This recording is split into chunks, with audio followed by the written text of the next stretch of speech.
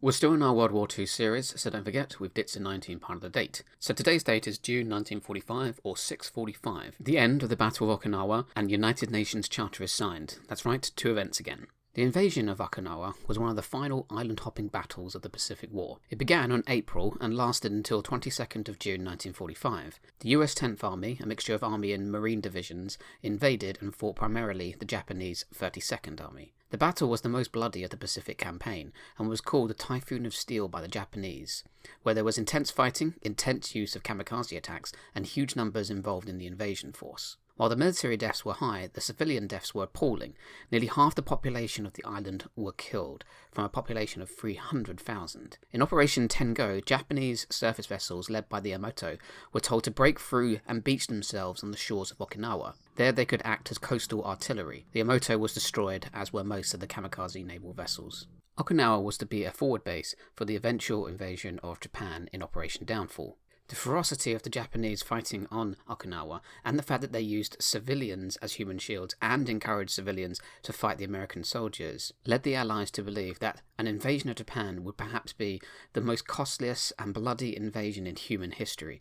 They expected the entire Japanese population to fight just like the civilians and Japanese soldiers on Okinawa had.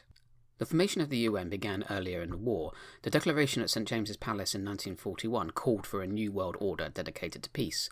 Then came the Atlantic Charter, a conference where a vision for post-war international cooperation was laid out by Churchill and Roosevelt. An organisation called the United Nations formed on New Year's Day in 1942. 47 national governments signed up at the Acadia Conference. From this grew a new standard of international cooperation, similar to what Woodrow Wilson had tried to form with the League of Nations. Roosevelt was able to get the Soviets on board at the Tehran and Yalta conferences. During the San Francisco conference in April 1945, a charter was drawn up with 50 countries involved. The charter was then signed on the 26th of June 1945, entering into force by October later that year. For Roosevelt, the organisation was the most important goal of the war, for the major powers of the world to collaborate to keep the peace. Now headquartered in New York, the UN continues its primary mission and now has 193 member states. To remember this date, let's start with the Battle of Okinawa and the Yamato steaming towards the beaches. However, planes and subs take it out, striking at it repeatedly with weapons fire, and it starts to sink.